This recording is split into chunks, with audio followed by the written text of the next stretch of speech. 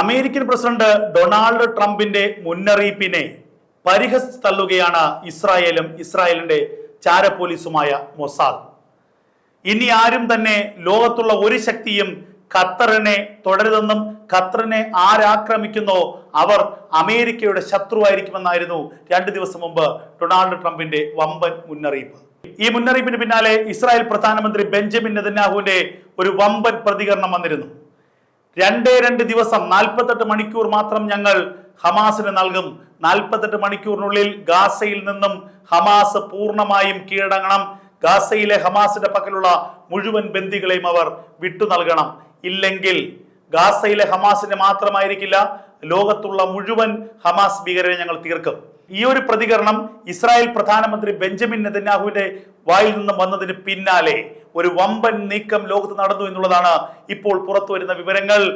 മൊസാദിന്റെ ചാരന്മാർ ദോഹയിലെ ഹമാസിന്റെ രാഷ്ട്രീയകാര്യ ഓഫീസ് ലക്ഷ്യമാക്കി നീങ്ങുന്നു എന്നുള്ള വമ്പൻ വാർത്തകളാണ് പുറത്തു വരുന്നത്. ദോഹയിൽ മാത്രമല്ല, തുർക്കിയിലും ജോർദാനിലുമുള്ള ഹമാസിന്റെ നേതാക്കന്മാരെ തീർക്കാനുള്ള, അവരുടെ തല ചിതറിക്കാനുള്ള വമ്പൻ നീക്കമാണ് ഇപ്പോൾ മൊസാദ് നടത്തുന്നത്. അമേരിക്കൻ പ്രസിഡന്റ് ഡൊണാൾഡ് ട്രംപിന്റെ വെല്ലുവിളിയെ തള്ളിക്കളഞ്ഞുകൊണ്ട് മൊസാദിന്റെ വമ്പൻ സീക്രട്ട് മിഷൻ ഇപ്പോൾ നടക്കുന്നു എന്നുള്ള വാർത്തകൾ പുറത്തു വരുന്നു. ഇതിന് തൊട്ടു മുൻപ് ഇസ്രായേലിന്റെ ഡിഫൻസ് ഫോഴ്സിന്റെ തലവൻ പറഞ്ഞൊരു കാര്യമുണ്ട്. ഹമാസ് ഗാസയിൽ നടത്തുന്നത് ഒരു ചൂതുകളിയാണ്. ഗാസയിൽ ഹമാസിനും മരണത്തിനും ഇടയിൽ വെറും 48 മണിക്കൂർ മാത്രമേ ഉള്ളൂ.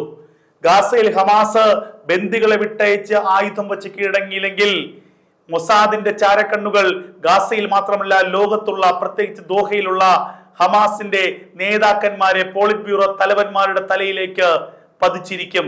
ഞങ്ങളുടെ ട്രിഗറുകൾ ഒന്ന് വലിച്ചാൽ മൊസാദിന്റെ തലവന്മാരുടെ, മൊസാദിന്റെ പോളിറ്റ് ബ്യൂറോ അംഗങ്ങളുടെ തല ചിന്നിച്ചിതറും. ഇതായിരുന്നു ഇസ്രായേലിന്റെ ഡിഫൻസ് ഫോഴ്സിന്റെ തലവൻ വ്യക്തമാക്കിയത്. കാര്യങ്ങൾ ഏറെക്കുറെ അത്തരത്തിൽ തന്നെ മുന്നോട്ട് പോകുന്നു എന്നാണ് ലഭിക്കുന്ന വിവരം. മൊസാദിന്റെ ഏറ്റവും വലിയൊരു കുഴപ്പവും ഗുണവും അതാണ്. ആരെ എവിടെ ആക്രമിക്കണമെന്ന് മൊസാദിന് തോന്നുന്നുവോ ആക്രമണം അവർ നടത്തിയിരിക്കും. അതിന് ഖത്തറല്ല, അമേരിക്കയല്ല, ഏതൊരു മേഖലയായാലും. നമുക്കറിയാം, ഖത്തറിന്റെ തലസ്ഥാനമായ ദോഹയിൽ കയറി ഹമാസിന്റെ രാഷ്ട്രീയകാര്യ സമിതി ഓഫീസ് ആക്രമിച്ചിട്ട് പിറ്റേ ദിവസം തിരിച്ചടിക്കുമെന്നാണ് അറബ് രാജ്യങ്ങൾ പറഞ്ഞത്.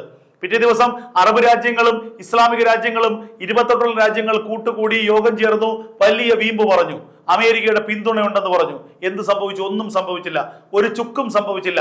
ഇസ്രായേലിന്റെ രോമത്തിൽ തൊടാൻ ഖത്തറിനോ സൗദി അറേബ്യക്കോ കഴിഞ്ഞില്ല. പിറ്റേ ദിവസം പാകിസ്ഥാൻ അങ്ങോട്ട് ചെന്ന് സൗദിയുമായി ഒരു സന്ധി ഉണ്ടാക്കി. ആണവായുധങ്ങൾ പോലും കൈമാറ്റം ചെയ്യുന്നതിനുള്ള ഒരു കരാർ ഇന്ത്യയെ ഇപ്പോൾ മൂക്കിൽ വലിച്ചു കെട്ടിക്കളയുമെന്ന് പിറ്റേ ദിവസം ഷഹബാസ് ഷെരീഫ് പറഞ്ഞു. സംഭവിച്ചതെന്താണ്? ഒന്നും സംഭവിച്ചില്ല. ഒടുവിൽ ഇപ്പോൾ ഇതാ ഖത്തറിന്റെ തലസ്ഥാനമായ ദോഹയിൽ മാത്രമല്ല, തുർക്കിയിലും ജോർദാനിലും ഇറാനിലും ലോകത്ത് എവിടെ ഹമാസിന്റെ നേതൃത്വമുണ്ടോ ഞങ്ങൾ അവിടെ കയറി തീർക്കുമെന്ന് ഇസ്രായേൽ മുന്നറിയിപ്പ് നൽകുന്നു. മൊസാദിന്റെ വമ്പൻ നീക്കം ഗാസയിൽ വെടിനിർത്തൽ ഉടനടി സാധ്യമായില്ലെങ്കിൽ, ബന്ദികളെ വിട്ടയച്ചില്ലെങ്കിൽ ഗാസയിലെ ഹമാസിന്റെ കഥ തീർന്നു എന്നുള്ളത് ഏറെക്കുറെ ഉറപ്പിച്ചു കഴിഞ്ഞു.